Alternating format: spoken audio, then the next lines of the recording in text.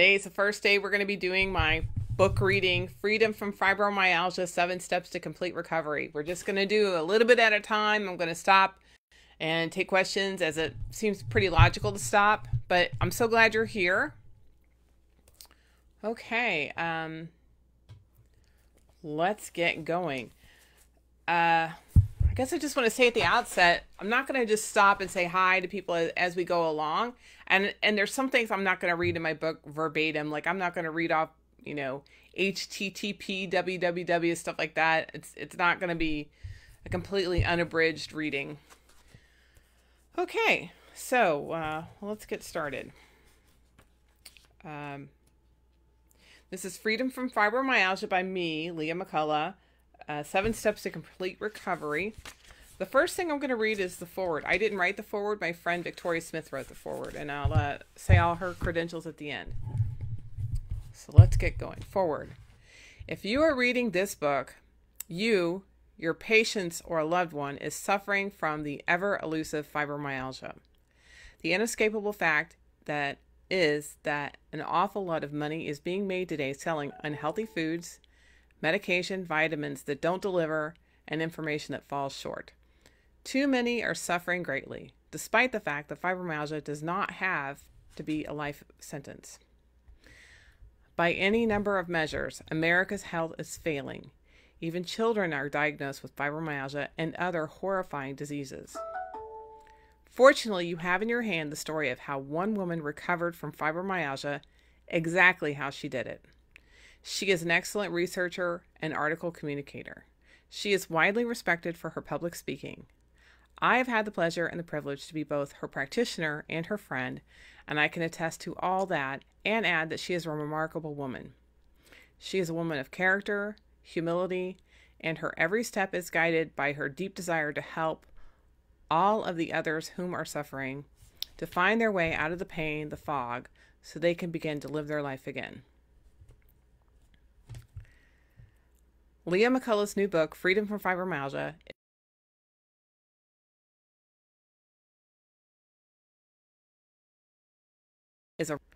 one of the many things that I love about this book is that Leah does not present a solution that no one can accomplish, nor one that will not work for others. All of what she is providing is truthful, effective, and simple to accomplish, even when your energy levels are at an all-time low. Between the lines, you can feel her compassion, her understanding, and see her humanness shine through as she provides step-by-step instruction. Everyone can benefit from the information found in this book, how to systematically and easily transform your life from lacking health and vibrancy to having life-supporting daily habits that can result in feeling less pain, more energy, clarity, and living life to the fullest. That was by Victoria Smith, holistic practitioner, publisher, author of Simply Delicious Healthy Eating Cookbook, and 101 Great Ways to Improve Your Health.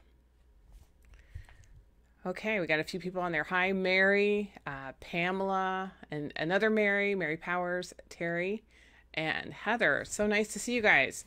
So I'm going to take a sip of my throat coat tea. It's a little trick I learned from being a public speaker, just to help keep everything moisturized and sound normal. That's why I'm only doing a couple chapters and a little bit at a time, because my voice will wear out. I'm not used to talking. Even though I'm a very talkative person, my voice will wear out and it'll sound terrible and gravelly. So I got this one page of acknowledgments I'm going to read, and then we're going to read the introduction. Well, thanks for the thumbs up. Okay. Acknowledgments. First, I would like to acknowledge Hal Blattman, MD, for his tireless education of his patients, encouraging me to seek and try alternative healing modalities. I realize how rare and special that is now. If it had not been for his compassion and understanding, I would have never found the answers I did. Next, I would like to acknowledge Victoria Smith, BSHT. She lit up my path like no one else, and the first person I ever met who said, I used to have fibromyalgia. She was so generous with her time and knowledge that I will never be able to repay her. Her dedication to her clients is phenomenal. Next, I would like to thank my family and friends because you gave me the will to keep going even when I didn't think I could. I would like also to acknowledge all of my fellow support group members. The Fibro Hope support group would not have been a reality without you. Lastly, I want to thank my incredible husband. Carl is the love of my life and the wind beneath my wings. He saw potential in me when I was sick in bed. How was that possible? Everything seems to begin and end with him. I love you, darling. I'm going to get a little choked up over that. My husband's a really great guy. And I hope I don't get choked up too much so I can read this stuff, you know? We got some more people. Let's see. We got Michelle and Sheila. Hi, Sheila. And Paul. Hey, hi. Let me have another sip. Okay. So I'm going to go through the introduction now, and we'll see how this goes. If I need to take a break, let's see. And feel free to ask questions along the way. We got about 7 pages here. 10 pages, something like that. I swear I'm good at math. All right. Introduction. My story is similar to many other stories I've heard over the years. I am telling it here to show you how low I got, to the point I didn't want to go on living. Then, with the help of a professional healthcare practitioner who really understood fibromyalgia, how I regained my vibrant life. I am sharing with you everything I learned so you can recover too. It's kind of hard for me to look at this picture now. This was taken in 2007 at the Veterans Administration Hospital in Cincinnati, Ohio. During the height of my illness, just before I started to recover, I remember I was having a fairly decent day for that time. I also remember I thought I was smiling, which shows you how flat my affect was. Basically, my facial expressions were almost lifeless compared to how I was feeling. And that's this picture on the back. Let's see. It's hard to see it, but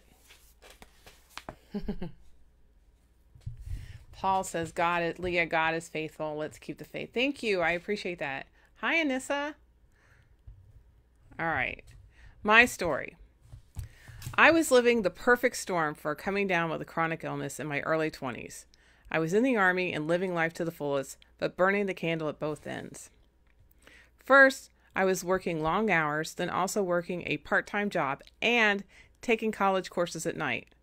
I figured sleep was what you could do, all you wanted once you were dead. My job was very physically demanding and very stressful. I also maintained a vibrant social life, consuming my fair share of alcohol. And, unfortunately, I picked up the very bad habit of smoking cigarettes, using them to stay awake. I was eating a low-fat diet that, at the time, I thought was healthy. I was consuming a lot of caffeine in the form of coffee and diet soft drinks. I remember thinking, this can't be good for me. I was given all kinds of vaccination shots, including some pretty exotic ones like yellow fever and bubonic plague. To top it all off, I was under an immense amount of stress due to the fact I thought I was going to be deployed to the invasion of Panama and then onto the Persian Gulf War.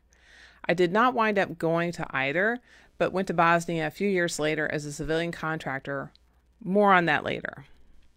But the most stressful part of all was my boss's supervisor, the first sergeant, was sexually harassing me.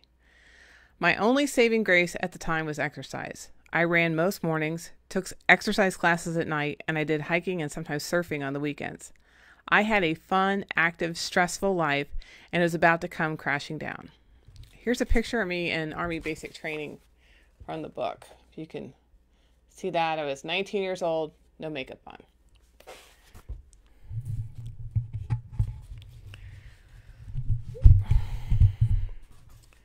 Two physical incidents happened about the same time I started experiencing symptoms. First, I found a tick at the bottom of the shower when I went in from being in the woods overnight on maneuvers. Let me say that sentence again. First, I found a tick at the bottom of the shower when I went in from being in the woods overnight on maneuvers. I developed a large oval-shaped red rash on my calf. I don't know if I contracted Lyme disease, and years later, a test was inconclusive. The symptoms of Lyme disease, as well as many other diseases, are very similar to the symptoms of fibromyalgia. The other incident was I sprained my ankle, again while out on maneuvers, and had to walk on it for several miles. It seemed to take forever to heal, and I kept re-injuring it and spraining the other ankle as well. Then it seemed as though the improper alignment I was experiencing due to limping was affecting my knees, hips, and back. My back muscles and joints were all very sore all the time. I was becoming uncoordinated and tripping often. My physical therapist said that due to the repeated injuries, my brain didn't quite know where my feet were in space. Then I began to feel exhausted all of the time, no matter how much I slept. It was so bad I went to the doctor and he gave me a bottle of prenatal vitamins. Surprisingly, they helped for a little while, which goes to show how depleted my body was. Around this time, I also experienced my first migraine headache. I remember because I was in the middle of walking up a very steep flight of stairs and felt something like an explosion of pain in my head. I was afraid I either was going to fall down the stairs or not be able to continue to walk up them. The incident literally took my breath away for a moment. All the women on my mother's side of the family had chronic migraines, and I thought that was the start of mine. I continued to have chronic migraine headaches until I recovered my health. Due to all the ankle injuries and the progression of pain, I started seeing a medical specialist in the Army for nerve damage. That was the start of my quest for the answer to the question, what is wrong with me? I would not find out for over 7 years. In the meantime, I went to countless doctors, endured all kinds of tests, and was given all kinds of diagnoses, from multiple sclerosis to the very familiar, it's all in your head. Needless to say, this pretty much ended my military career. I could not carry out the physical portions of my job. By the time I got out of the Army, I had to wear high-top basketball shoes for ankle support because they were so damaged. I really couldn't walk for any distances. Luckily, I was able to get a desk job, and very slowly my ankles got well enough to allow me to wear normal shoes. At that time, I was married to my first husband and living in Germany. Because I was working for an American contractor to the Department of Defense, 2 years after I got out of the Army, I was deployed to Bosnia as a civilian contractor. I was told the Civil War was over, but it was not, at least in the areas I was in, around the zone of separation between the Bosnians and the Serbs. While I was there, I had a dramatic lessening of fibromyalgia symptoms, so much so that I lost about 30 pounds and I was able to start exercising again. I believe this is due mostly to diet, since I had no access to soft drinks and very little sugar, mostly just freshly cooked Army rations. Also, there were not a lot of things to do in the evening, so I spent my time with all the exercise equipment that was available at every base camp. My souvenir from Bosnia was an acute case of post-traumatic stress disorder, or PTSD. Along with other issues, this was the death knell for my marriage at the time to my first husband. PTSD affected me in all kinds of other ways too because of all the landmines in Bosnia. I could not walk on grass for years afterwards, and then crowds and fireworks also upset me. I moved back to the USA and into my parents' home to start my life over again. It took about a year for me to get back on my feet, but I got a great job, continued with exercising, and was making plans to buy a house. Also, the PTSD symptoms lessened, except I still could not be around fireworks or crowds. I was even able to maintain my weight loss until I quit smoking cigarettes. Then I promptly gained 30 pounds. Nevertheless, I did call in sick to work a lot more than a normal person due to back pain, and at one time, Nevertheless, I did call in sick to work a lot more than a normal person due to back pain, and one time, finally, my boss insisted that I go to a doctor. I was very reluctant to go, but my job was on the line. That was when I received the diagnosis of fibromyalgia. It was one of the happiest and saddest days of my life. I was so happy to have a name of a real disease for my very real symptoms. I felt vindicated, but I felt sad because I had a disease and I had really hoped there wasn't really anything wrong with me. Also, there were no answers and there was not much that could be done for it. Now that I had a name for what was wrong with me, I started researching for answers and asking doctors for help.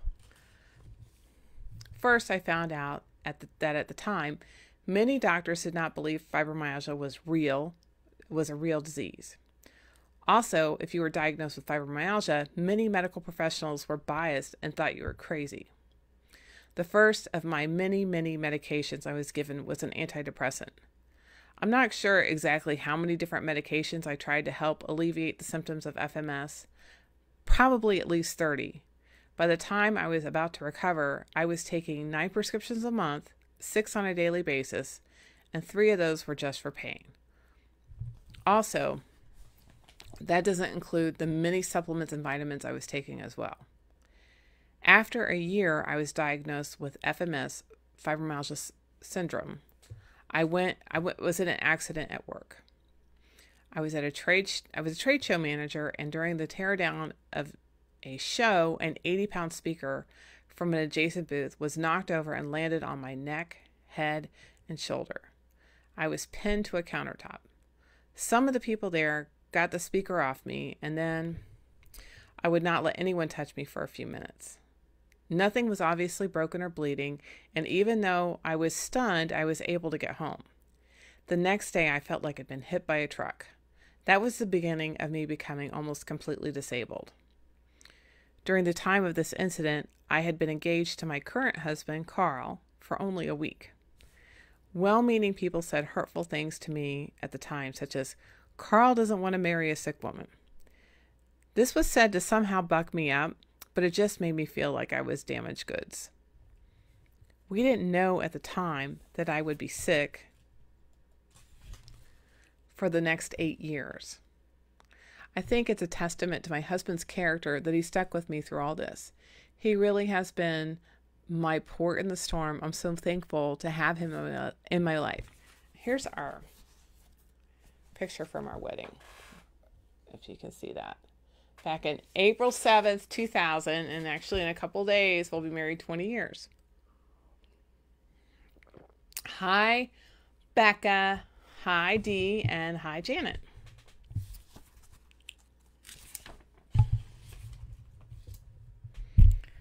Because of the accident, it seemed like I gained 30 pounds almost overnight. To lose weight for the wedding, I tried the Atkins diet. It really helped me lose weight, and for a while, it really helped improve some of my symptoms, even though I still could not hold down a full-time job. Like in Bosnia, I ate no sugar. Unfortunately, I did not grasp the food-pain connection at this point. Also, unfortunately, I started regaining all the weight as soon as I went off the diet, even on our honeymoon. The work accident led to me going on disability. I had to resign from my job. I tried working part-time jobs from home for a couple of years, but it seemed I could not do anything consistently, and I spiraled into a major depression. It seemed the worse my physical health became, the worse my mental health became. The PTSD came back with a vengeance, and I also had major anxiety. Eventually, I was to the point where I spent about 12 to 16 hours a day in bed for over 6 years. I was in a tremendous amount of pain that was barely alleviated by narcotic prescriptions. I was pre-diabetic, hypertensive, pre-heart disease, and I was morbidly obese. I could barely care for myself and often had to choose between eating or bathing because I was that exhausted. I felt like a tortured failure. I felt like a failure. My life was in shambles. I couldn't be any kind of wife to my husband, and he was working 2 jobs to support us. I couldn't have children either, and if I did, I would not be able to take care of them. At my lowest point, I was on the bed crying my eyes out. The bed was shaking so bad it started to give me motion sickness. I had to move to the floor, and that's where my husband found me, lying on the floor, crying my eyes out, and just wanting this to end. This disease affects families too. My husband was in pain because the love of his life was suffering, and there was nothing he could do to help. Due to the fact that we lost half our income overnight, and because of all the bills and expenses, for a time we went into debt. I spent thousands of dollars trying all kinds of conventional and alternative treatments. While sometimes they helped a little, like massages and chiropractic, for the most part, none of them worked. By the time my 40th birthday came around, I had been so miserable for so long, I did not want to live anymore. I asked for God to take me or heal me. But I didn't really want to die. I just wanted to be out of pain and able to do things. Since I couldn't do anything but lay in bed, I decided to spend my time praying and meditating. I was inspired by my German Oma. She was 90 years old, could barely see or hear, but she felt like she made important contributions to the family and the universe through her prayers. One day I was in such a great amount of pain and so desperate for relief that I decided to pray to Jesus. What did I have to lose? I was never particularly religious or even spiritual, but at that moment I was in so much pain I was willing to try anything.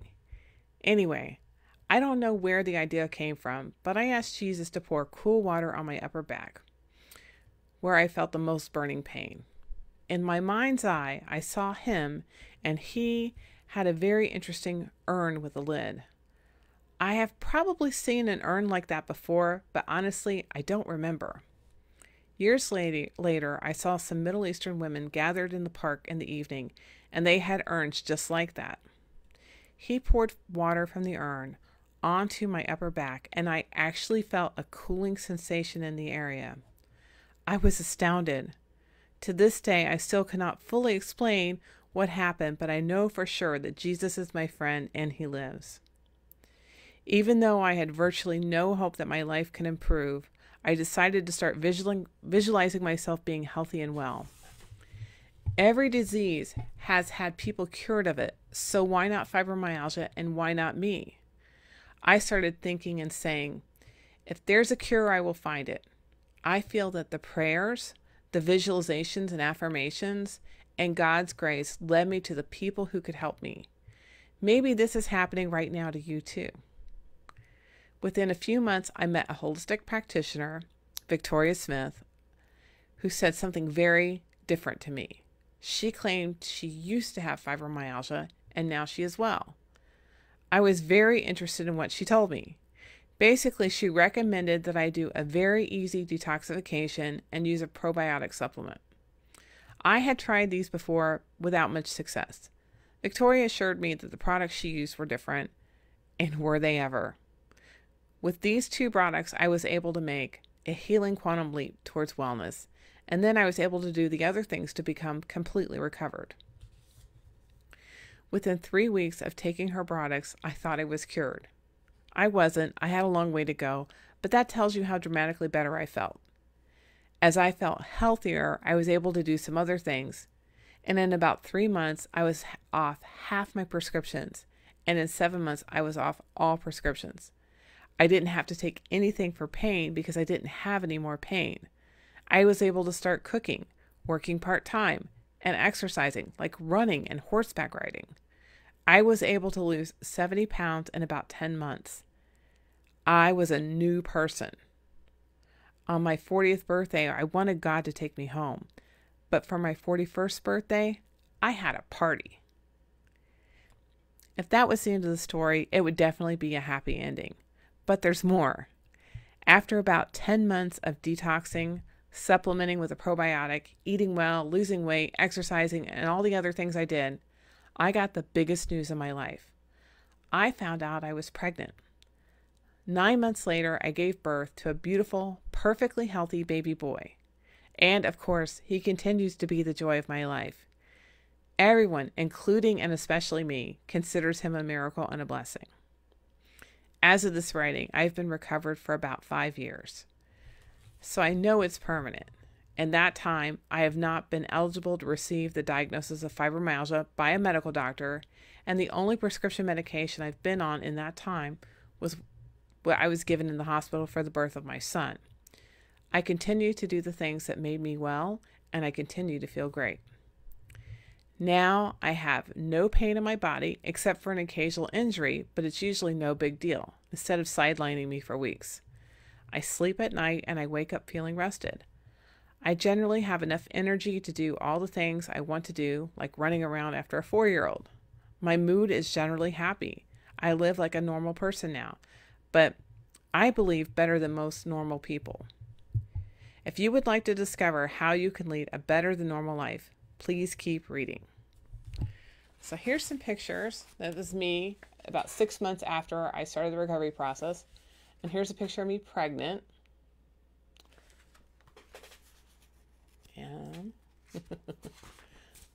Here's a picture of me and my family. Me, my husband, my son, and my dog. We had just gotten my dog a couple months before that. And the caption underneath says, October 2013, Carl, Mac, and Leah McCullough with dog Annie. We are certainly not as perfect as we look in this picture, but we sure are happy. So take a sip. I want to say hi to, let's see, Dee and Janet, and hi Melody, and yeah, awesome. Hi, cuz. So I think I'm going to read how to read this book, and then we'll save part 1 for the Healing Cleanse stuff for tomorrow. So I'm going to just read this real quick, how to use this book. Warning, there is nothing mainstream in this book. If you want different results, you have to do different things. This may seem like a daunting task. First, you didn't get sick overnight, and second, you are worth putting out the effort for recovering. This book is in 3 sections. The first part is the Healing Quantum Leap. The second part is Health Restoration. And the third part is Appendices, including recipes and resources. Each section is meant to build on the previous one. Once you've reached the Healing Quantum Leap, it will be easier and faster to do the other steps to complete health restoration. This book is written based on my experiences and research. I founded and ran a fibromyalgia support group, the Fibro Hope Support Group, and I heard about hundreds of people's experiences. I have a collegiate background in biology and business. I can read scientific study papers. However, you won't find a lot of scientific studies mentioned in this book. In this day and age, I have become suspect of big business sponsored results. This book is for educational purposes only, and you need to consult with a qualified person before changing any prescriptions. Paraphrasing Dr. Phil McGraw, don't substitute anyone else's judgment for your own. If you feel something isn't right for you, evaluate it carefully and stick to what you believe is right. So that's the first part. And this took me a lot less time than I thought it would, so that's good. So tomorrow we're going to do part 1 of the Healing Quantum Leap, and I will leave plenty of time for questions. So if you have any questions, feel free to jot them down, and we're going to get going on any questions.